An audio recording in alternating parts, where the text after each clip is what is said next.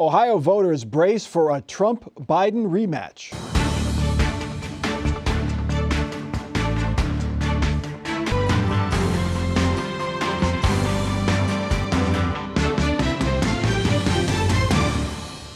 Welcome to Columbus on the Record. Joe Biden ran in 2020 as a transitional president. Apparently, he wants it to be an 8-year transition. Biden used a pre-produced video to make his re-election bid official this week. His theme is to, quote, finish the job and protect the country from Donald Trump and his allies. But you know, around the country, MAGA extremists are lining up to take on those bedrock freedoms, cutting Social Security that you paid for your entire life while cutting taxes from the very wealthy, dictating what health care decisions women can make, banning books, and telling people who they can love, all while making it more difficult for you to be able to vote. Of course, Joe Biden is in the midst of his 81st trip around the sun. He would be 82 on Inauguration Day and 86 at the end of his term. Derek Clay, at any other president approaching the end of his first term, be no question. But with Joe Biden's age, there is a question. What do you think? It is a question, but it's an unfortunate question. I mean, we've essentially made this campaign about ageism. And if we were in any other workplace, if we brought ageism into the workplace or talked about it in any other form, then we would be like, how dare you talk about someone's age and deny them an opportunity to work? And that's what we've made this campaign about, or what the Republicans have attempted to make this campaign about. The bottom line is the GOP knows that if there's a Biden-Trump re-election, Biden is going to win. And the ageism is a distraction. Mike, it is a factor, though. I mean, this is a hard job. President of the United States, leader of the, quote, free world. What do you think about that? It's a very hard job, and I think anybody would be concerned about his age. Even if he were a Republican, I'd be concerned about his age. But I disagree with Derek. The Republicans are trying to do this. Maybe they are, but the polls I've seen, there's a large amount of Democrats that did not want Biden to run, would prefer somebody else. And I can't think of any reason why, unless they're quite concerned about his age, it seems to me. Yeah, Donald Trump is in his mid-70s. It's not like he's like 50, you know. I was going to point that out. Yeah. He's sticking with Kamala Harris. She is very prominent in that video. There was some speculation he might switch running mates, but that's obviously not going to happen now. No, not now, but I think that, you know, maybe that was on design to be a comfort level, like, hey, you know, if something happens that I can't fulfill my term, we've got this competent vice president here who you can count on. And I think, you know, he was trying to evoke that maybe when he was doing that. Plus, you know, she's got a lot of experience in and of herself, so. Are you excited by Joe Biden as the Democratic nominee, or are you accepting that he is a good candidate to run in 2022? Listen, I would be sitting here lying to say if I didn't want to see who all is out there, right? But Joe Biden is the best that we have right now. And to switch to a different candidate, the public would have to learn that candidate again. That person would have to raise so much money in order to even be competitive. I think the Republicans are banking on this ageism deflection to be the demise of the president. But Joe Biden has delivered us the infrastructure bill and a number of other things that the GOP just hasn't been able to do. Donald Trump, Mike, has won Ohio by 8 points in the past two cycles in which he's run, 2016 and 2020. Is there any chance he doesn't, if he is the GOP nominee, any chance he doesn't carry Ohio again, do you think? Well, there's always a chance. I, for one, as you know, hope he is not the Republican candidate. He's not one of my favorite people by any ways. But I think if he runs, that chances are he will win Ohio. I mean, Ohio's been 8 points is a very solid lead. And again, I don't think the president is going to add any to his 46% or whatever. Trump may lose some with some Republicans that have had enough of him, but I don't think it would be as much as 8%. So I would think that if that's the two, Biden and Trump, that Trump will probably win Ohio, although I would think probably right around the same 8%. He'll lose some and the president will lose some. course, Biden, if he is the nominee, which it looks like he will be, and he will not be on the ballot by himself. He'll be on there with Sherrod Brown, Derek. I mean, how does Biden influence, the Sherrod Brown reelection bid, a possible minimum wage question on the ballot, redistricting on the ballot? Listen, I think the Democrats are fired up for a number of different reasons. You got gerrymandering that's happened in the state. You got the whole abortion issue. So I think that there's going to be more reasons than just coming out to vote for the president and or our U.S. senator. The bottom line is, I think Senator Brown helps President Biden in the state. Do I think that Senator or President Biden can win Ohio if the election were held today? Not at all. But I do think that Sherrod Brown being on the ballot definitely helps the president. Okay. Less than 4 months after signing a law that makes them largely illegal, Governor DeWine says he now supports an August special election. The midsummer vote would ask Ohioans if they want to make it harder to change the Constitution. If it gets on the ballot and if voters approve, a 60% margin would be required to pass a constitutional amendment. The legislature has until May 10th to act in order to get the issue on an August ballot.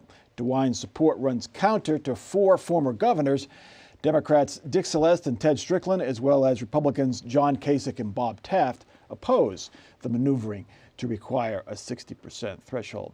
Joe Ingles, you were the reporter who kind of grilled, I guess in a polite way, Mike DeWine to get him to answer the question, would you support an August race? What were the reasons why he would support changing his mind on this law so quickly? He said that if lawmakers pass it, he would sign it. But he said basically he wants to get this issue behind him. But we all know ideologically, Governor DeWine is very anti-abortion. We also know that there is a petition being circulated this summer that could put abortion rights on the November ballot. And if there is an August election and if this gets voted on and passes, it would affect the passage rate that would be needed for that November issue. So that's the big key here. But did he voice any concern that an August vote to change the Constitution would not get the turnout it deserved for such a major vote? Well, he knows that. He's said that before, and so have all the people who are now backing it. Basically, a lot of them have already said, we know there's low turnout, but this is important and we've got to have it in August anyway. So, Like a lot of folks, some Republicans even don't like this idea of an August vote, don't like the idea of making it that much harder for voters to change the Constitution. Where do you come down on this? Well, first of all, I think that the governor, I don't know that he supports it, but like Joe said, he said he would sign it if it came his way, so he will. Maybe that's just, he didn't want to get involved. But I think there'll be a large turnout because I think the pro-abortion people know exactly what's going on, that if this thing passes, they need 60%. And apparently polls show that it'll probably pass over 50, but it won't make 60. They know that. Yeah. And so I think those people will turn out in huge numbers to defeat it. And I think they will defeat it. I think it'll come that way. To me, it seems like sort of a silly idea. I would like to have the 60%, but it has nothing to do with abortion. I think changing the Constitution for all this stuff is constantly, it's just not good. It's so difficult to change the U.S. Constitution, and I think it should be. But be that as it may, I just think that there's some chicanery involved. It's done for one purpose, and that's to give them better odds to defeat the abortion issue in November. And I don't think it'll work either way. Derek, Governor Taft, former Governor Taft, said he doesn't like the August election because it's too low a turnout for an important issue. And he doesn't like the 60% threshold because he says it'll make it really hard to pass bond issues, borrowing. The state won't be able to borrow much money because they'll have to get to the 60%. He pointed out that economic development bond packages like his Third Frontier might not have passed. He's right about that. And I mean, those are some of the unintended consequences that could happen if this passes in August. I happen to agree with Mike. I don't think this is going to pass. I think the people see the writing on the wall. This is a huge waste of money as well. I think they were talking about somewhere in the tune of $20 million that it would take to do this special election. The Board of Elections don't even like it.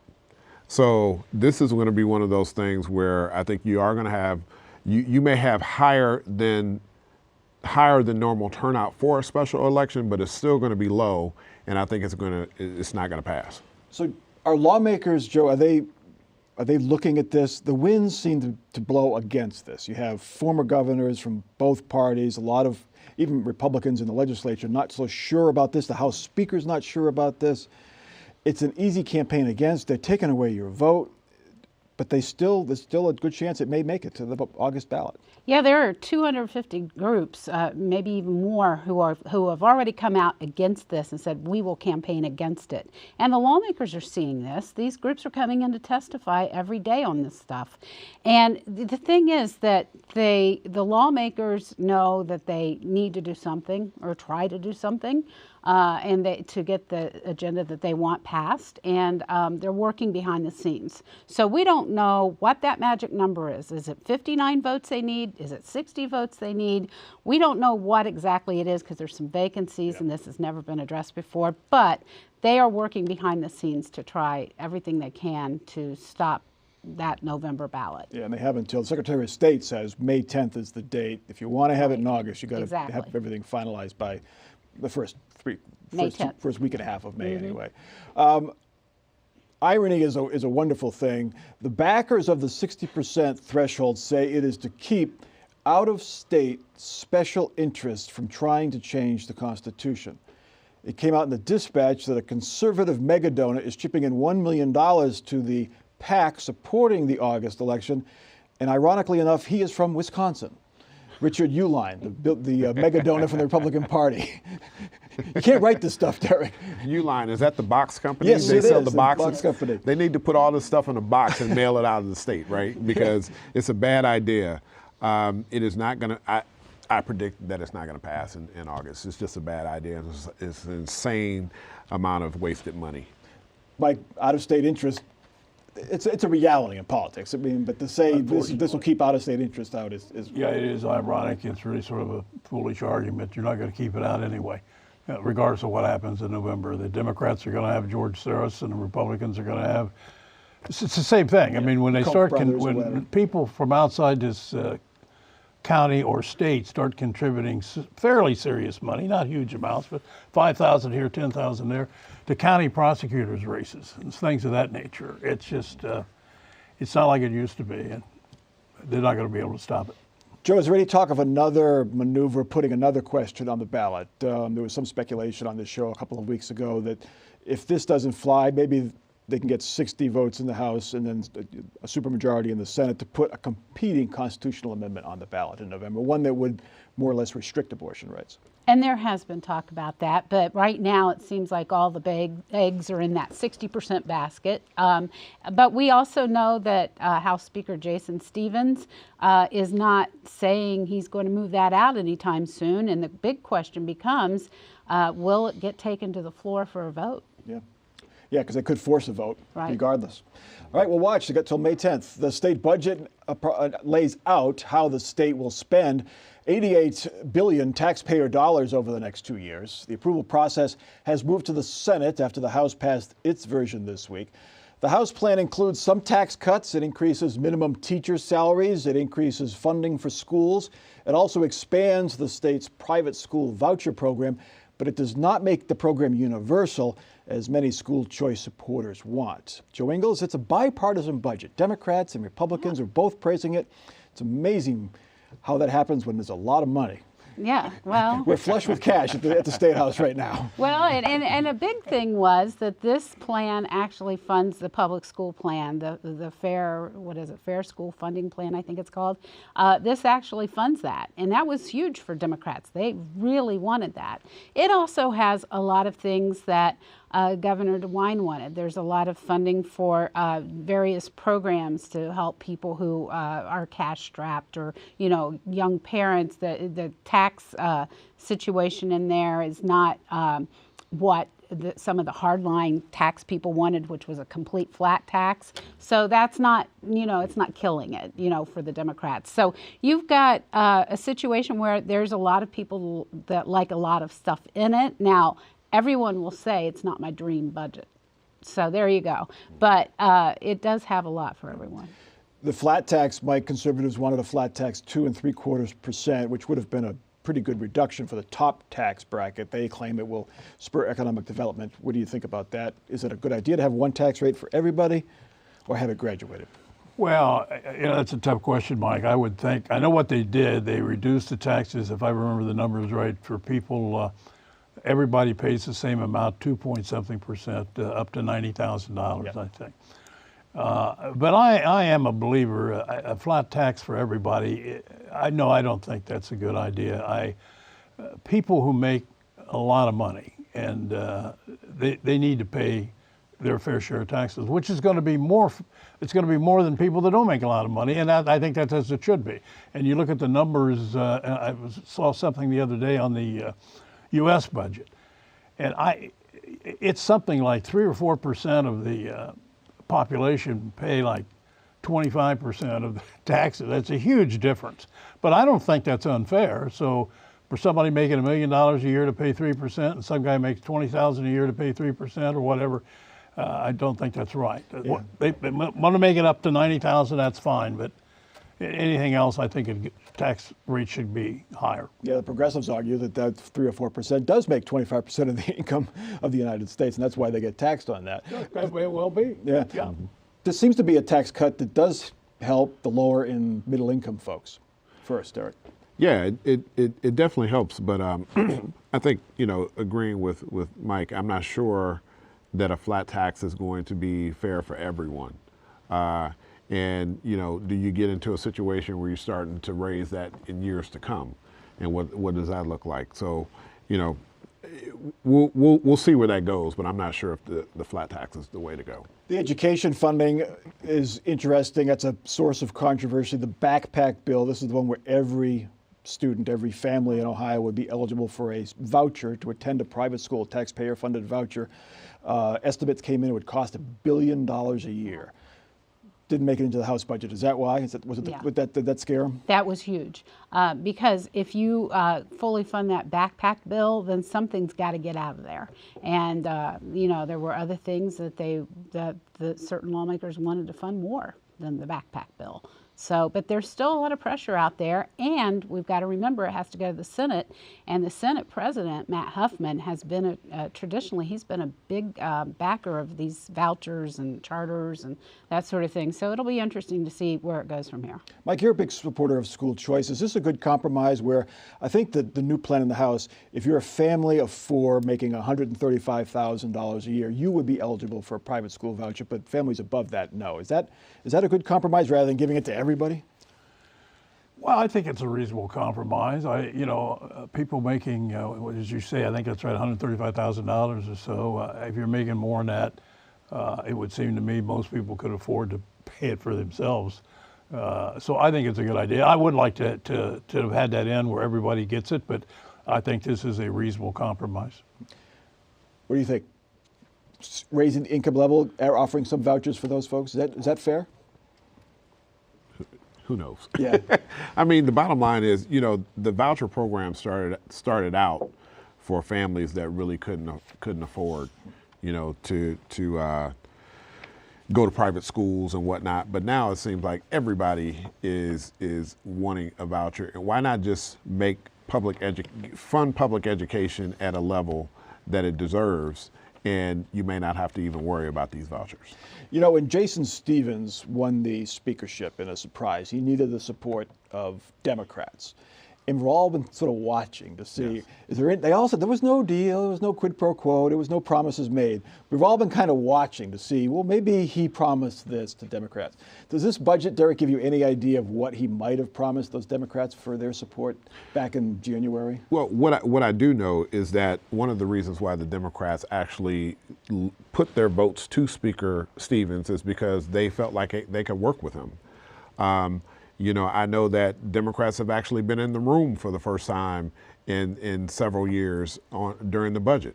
So that's not really happened before. They usually went into the room, made the deal, and then the Democrats found out about it. Now the Democrats are actually in the room while the deals are being made. So, even though the Republicans have a super majority, there's a little more cooperation, and they know that they need Democrat votes to make this to make this budget happen. And Joe, they said, the Democrats said education was a key issue they thought they could work with him on. And it seems like they got their way in this budget. Yeah, sure does. I mean, but, you know, Allison Russo, who is the leader of the minority Democrats in the Ohio House, also said, you know, before we go for universal vouchers, maybe we should have universal free school meals. So, I mean, there's a different agenda there with the Democrats. Okay.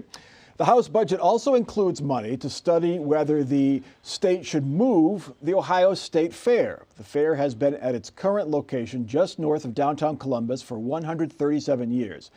But it's a very valuable piece of property, and talk of using that land for other purposes surfaces every once in a while. The provision was put in the budget fairly late in the process. Who put it there is a mystery. As first reported by the Dispatch, Columbus area lawmakers called the move ridiculous. Mike Miller, I want to say you were at the first state fair in the fairgrounds, but you have the longest view here on the table. What do you think? Is that a good spot for the fair, or should we look at moving it? Well, I don't want him looking at moving it. I mean, part of the, as I understand it, the bill says it has to be a contiguous county to Franklin if they move it. Mm-hmm. So they're going to keep it in the center of the state, which makes all the sense in the world, because people do come to the fair from, you know, outside the county, Cleveland, Cincinnati, all that sort of thing. I don't have any problem looking at it, and if they really think that it's better to have it in, you know, some contiguous county close to Columbus, it doesn't bother me. Do I think that's going to happen? No. I don't think they'll move it. It's been too many years, and people, even if they think it might improve, they're used to a certain way of doing things, and so I just don't think anything's going to happen to it. The fair is used for much more than just those few weeks in August or late July. But that piece of property is next to some neighborhoods that have been struggling. It could be used as a job center, a manufacturing plant, maybe a retail center. Might it be worth looking at using that piece of property for something else? You know, there's nothing wrong with looking at it and studying it. But the bottom line is the fair has been there for 160 plus years. You have some other major events that come to the fair, like the U.S. Quarter Horse Congress that comes there that generates millions and millions of dollars for the Central Ohio region. So, you know, moving the Ohio State Fair, I'm not sure if that's the best way to be utilizing our time at the State House, but there's nothing wrong with studying it. One thing I will say is that the fairgrounds could probably use a little makeup, right? So if part of that study is repurposing how the state fairgrounds looks, then I think it's well worth it. Now, Governor DeWine wants to do just that. He wants to renovate the fairgrounds. He wants to build new buildings, tear down buildings, renovate them, really make it look good for not just the fair, but the year-round attractions. Right. The House is saying, well, maybe we should move it. Is this another squabble between the governor's office and the legislature, or are they just saying, we're not going to spend this money until we know we want it to be there? I think maybe it's just a little bit of a bargaining chip, you know, just to kind of play with here more than anything. I always find it curious, though, when we find things that occur in legislation and no one wants to stand up and say, hey, I put that in there. This happens all the time at the State House, and if it's if it's something that really should be given serious consideration, you would think one of the lawmakers would be out there beating the drum for it. Any educated, we don't want to speculate, but let's do it anyway. Any educated guesses as to who it might have been? I'm not even going there, Mike. It's safe to say it probably is not a Columbus rep or senator. Maybe, you never know. I don't know. I don't know. No. It could be somebody in leadership. But when people drive by 71 and they see all the vacant lots, that has to give them pause. They don't realize what's going on inside the expo center and things like that. Yeah, I mean, the bottom line is you could repurpose the where the fairgrounds look without moving the fair.